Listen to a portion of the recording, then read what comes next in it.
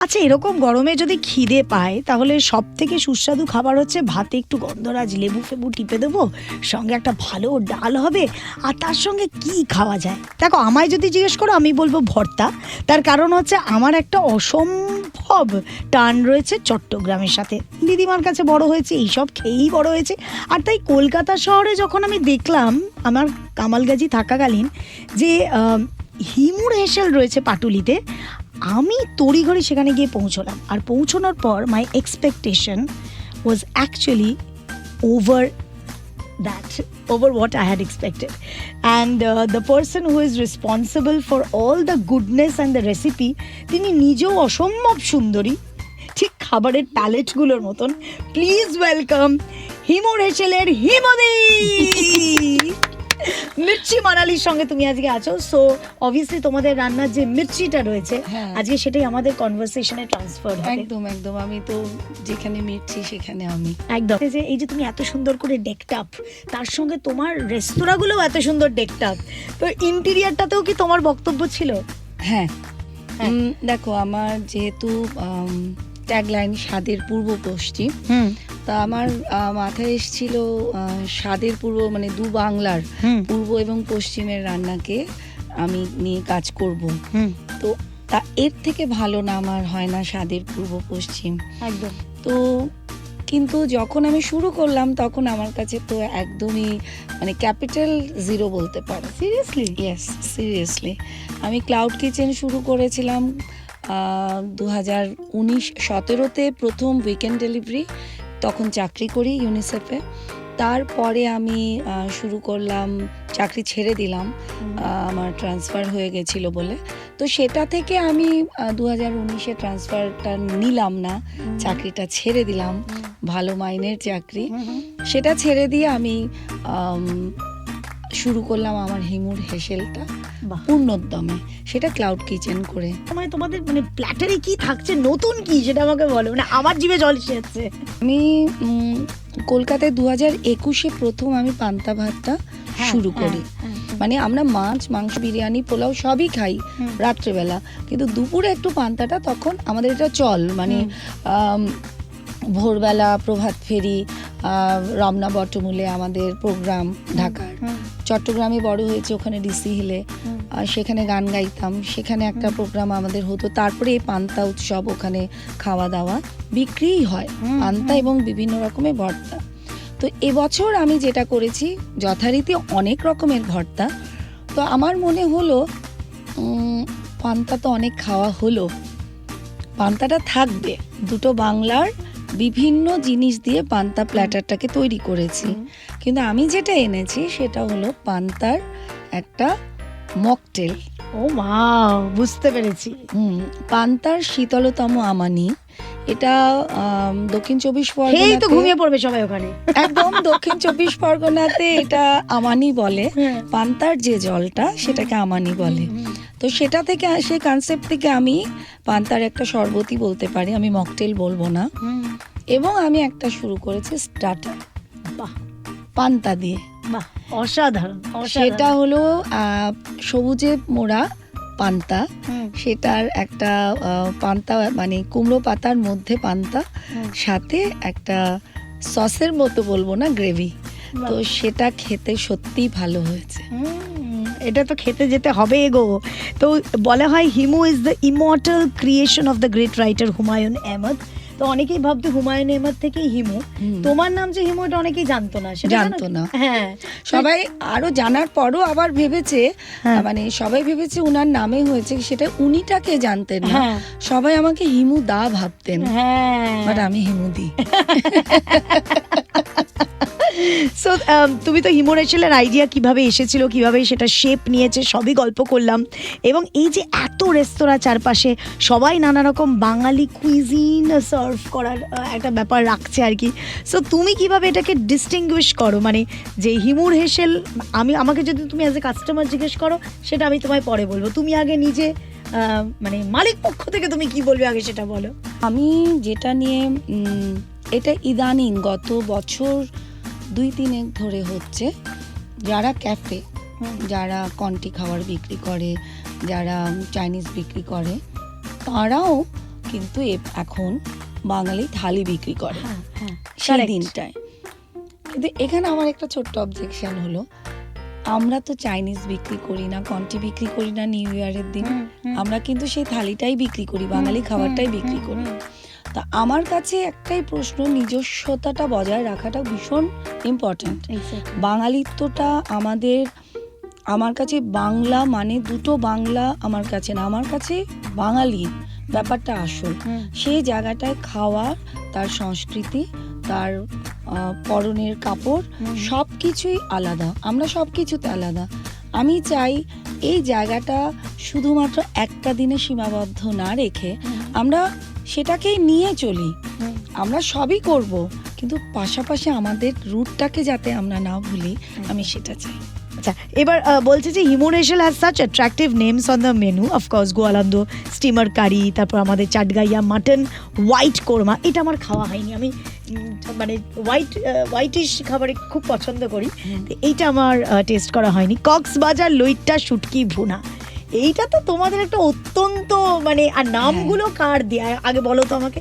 কক্সবাজার লইট্টা ভুটকা মানে ভুনা শুনলেই তো আমি ফার্স্টে গিয়ে ওটাকে হিট করব। হ্যাঁ, মানে আমার নামে আমি নামকরণগুলো করি। হ্যাঁ।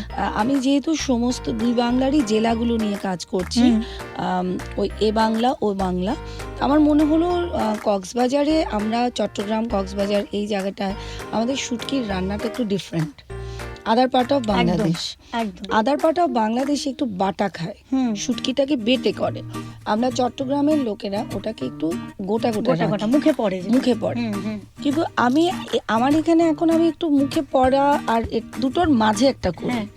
তো করে আমার মনে হলো যে প্রত্যেকটা জায়গার নাম দিয়ে যখন আমি রান্নাগুলো আনছি, তো সেই জায়গাগুলোর নামগুলো দিয়ে করা, এবং যে ইনগ্রিডিয়েন্টগুলো আমাদের যে বাঙালি ইনগ্রিডিয়েন্টগুলো সেগুলোকে একটু দেখা।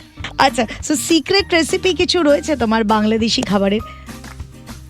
সিক্রেট রেসিপি, আমার প্রশ্নটাতে আপত্তি আছে, কারণ সিক্রেটই যদি হয় তাহলে তুমি বলবে কেন? বলবো কেন, কি আশ্চর্য। হ্যাঁ, সিক্রেট আমি কথাটা বলবো না, আমি বলবো অভিনব, বা যেটা কখনো কলকাতার লোক খায়নি সেই রান্নাটাকে তুলে ধরা। এবং যখন আমি শুরু করেছিলাম, যখন এই যে খাসির কালা ভুনা, মাটনের যেটা আমরা বলি চাটগাইয়া খাসির কালা ভুনা, এই কালা ভুনাটা যখন আমি শুরু করলাম, তখন আমি কিন্তু আমাকে সাদরে কেউ এটা গ্রহণ করেনি, কেননা এখানকার লোকের প্যালেটটায় মাটন কষা, বাসন্তী পোলাও এবং আলু দিয়ে মাটনের ঝোল যেটা, সেটার সাথে সীমাবদ্ধ ছিল। তো আমার মনে হয়েছিল যে আমি বাঙালি রান্না কিন্তু অন্যভাবে কি দিতে পারি। তখনই মনে হলো ছোটবেলায় যেগুলো খেয়েছি সেগুলোকে নিয়ে কেন কাজ করব না। তো সেটা থেকে কালা ভুনা এবং মেজবানি ভুনা মাটনের খুব রিসেন্টলি আমরা নিউ ইয়ারের আমরা এটা শুরু করেছি, মানে শীতের ইয়েতেই শুরু করেছিলাম। চুই ঝাল, যেটা চই বলে, চই দিয়ে মাটনটা করছি আমরা, সেটা করছি। অফুরন্ত ভর্তা, সেটা আমার নিজস্ব কিছু রেসিপি। সেই রেসিপিগুলো আমি কোথাও পাওয়া যাবে না, বাট আমার কাছে পাওয়া যাবে, যেহেতু ওই মাথা খাটিয়ে কিছু একটা সৃষ্টি করি। আচ্ছা, মিষ্টি নিয়ে তোমাদের কিরকম এক্সপেরিমেন্টস হয়? মিষ্টি নিয়ে এবারে যেটা করছি, আমি ওটা বলতে ভুলে গেছি, এই যে পান্তা নিয়ে করছি, পান্তার মধ্যে আমরা চট্টগ্রামের মধু ভাতটা রেখেছি। আচ্ছা, এটা একটা ডেজার্ট। পান্তা থাকে মানে অ্যাকচুয়ালি ভাত, দুধ, চিনি, মানে গুড় দেওয়া যায়, নারকোল, এটা দিয়ে ফার্মেন্টেড করা হয় ওই জিনিসটাকে। ওখানে কাউন চাল পড়ে আর জ্বালা চাল পড়ে, বাট আমি এখানে জ্বালা চালটা পাইনি, অন্যভাবে ট্রাই করেছি এবং বেশ ভালো খেতে হয়েছে। আমি মুন্সিগঞ্জের পাতক্ষীরটা এবার শুরু করেছি, আমার ওখানে খুব ভালো চলছে। মেদিনীপুরের মুগের জিলিপি, সেটা করেছি। হ্যাঁ, বোদের পায়েস। এই আমি চেয়েছি আমাদের এই মিষ্টিটা ওই দুই বাংলাকে ধরে, যদিও ব্যক্তিগতভাবে মিষ্টি খাই না অতটা, কাঁচা লঙ্কা তুমি যত দেবে খেয়ে নেবো, মিষ্টি খাবো না, কিন্তু ওই ভাবে সৃষ্টি করা। আচ্ছা, তো এবার হিমুর হেসেল has added such new flavours. What is your dream dish that you want to incorporate in the menu? Dream dish বলে তো কিছু নেই, কারণ আমি প্রতিনিয়ত সৃষ্টি করে চলেছি। কারেক্ট। আমি গবেষণা করছি। আমার ছেলেপুলেরা মাঝে মধ্যে ভীষণ বিরক্ত হয়ে যায় যে ম্যাডাম দিনের পর দিন এটা ওটা সেটা, মানে আমি তোমাকে আরেকটা কথা বলি না, আমি এবার লোটে মাছের ঝুড়ো দিয়ে বড়া করছি। ওফ, আর আমার মায়ের একটা খুব শখ, আমাদের বাড়িতে ওটাকে অম্বল বলে, কিন্তু ওটা একটু না খরচ সাপেক্ষ।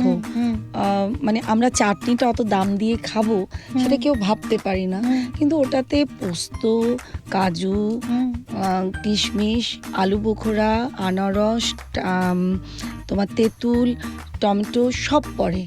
তো এত কিছু দিয়ে করা যায় না। এটা আমার স্বপ্ন না, আমার মায়ের স্বপ্ন হিমুর হেসেলে ওটা আমি বিক্রি করব, কিন্তু কষ্টের কথা ভেবে আমি এখনো পর্যন্ত করে উঠতে পারিনি।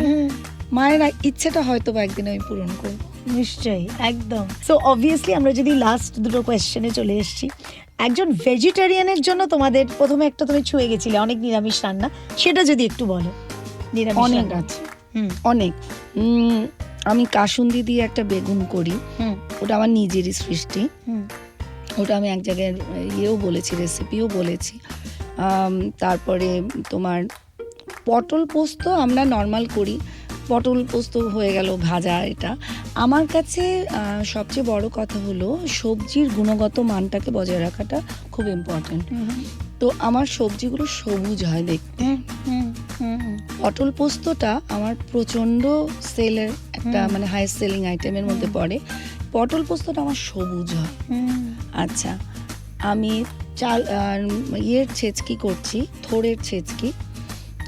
তারপরে তোমার গিরিশ ভবন, যেটা গিরিশ ঘোষের বাড়ি, ওনাদের একটা আইটেম আছে ছানার মানে কালিয়া। আমরা ছানাটাকে ওটা গোল করি না, আমরা ছানাটাকে পনিরের মতো করে সেট করে কেটে ভেজে তবে রান্না করি। আচ্ছা, তারপরে আমার আচারি বেগুন তো বেশ প্রসিদ্ধ, সেটা অনেক বছর ধরে প্রসিদ্ধ। আলুর দমের মধ্যে ধনেপাতা আলুর দমটা আমরা অ্যাড করেছি। তারপরে তোমার মোচার পাতুরি, মোচা চিংড়ি দিয়ে একটা আমরা যেটা করছি পাতুরি, কিন্তু ওটা কলা পাতায় নয়, লাউ পাতার মধ্যে মোচা চিংড়ির একটা পাতুরি হচ্ছে স্টিম করে। বাহ, ওটা পাতাটাও খেতে পারছো, মোচাটাও খেতে পারছো। আমরা দুটো করছি, একটা চিংড়ি দিয়ে করছি, একটা মানে মোচা চিংড়ি, একটা শুধু মোচা, ভেজ নন ভেজ করে করছি। অসাধারণ। আচ্ছা, তো আমরা যে বলি বাঙালি খাবার বেস্ট ইন দ্য ওয়ার্ল্ড, তো হিমুদি কেন বলবে যে best in the world? What is হিমুদিস take on that? Why do you think that it is best in the world? Of course best in the world. আমরা হেলথ এবং জীব দুটোকে প্রাধান্য দিয়ে আমাদের বাঙালি খাবার হয়। বাহ, আমরা আমাদের শরীরটাকেও বজায় রাখি, কারণ আমরা তেঁতোও খাই, হ্যাঁ, আমরা নিম বেগুন খাই, আমরা সেটা বিক্রিও করি, একদম রাইট।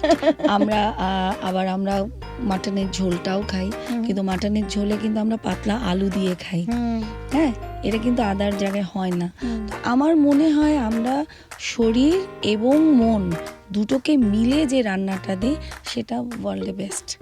অসাধারণ, অসাধারণ। Okay, so of course best in the world যেই পার্টিকুলার রান্না, সেই বাঙালি রান্নারই একটা অন্য লেভেল যারা তৈরি করে ফেলেছে সেই হিমুর হেসেলের হিমুদির সাথে প্রচুর আড্ডা, প্রচুর কথাবার্তা হয়েছে। মানে আমরা এত কিছু জেনে নিয়েছি, আর এত সুইট একজন মানুষ যে কোনো কিছু কিন্তু নিজের কাছে রাখে না, সব দিয়ে দেয় জ্ঞান উজাড় করে।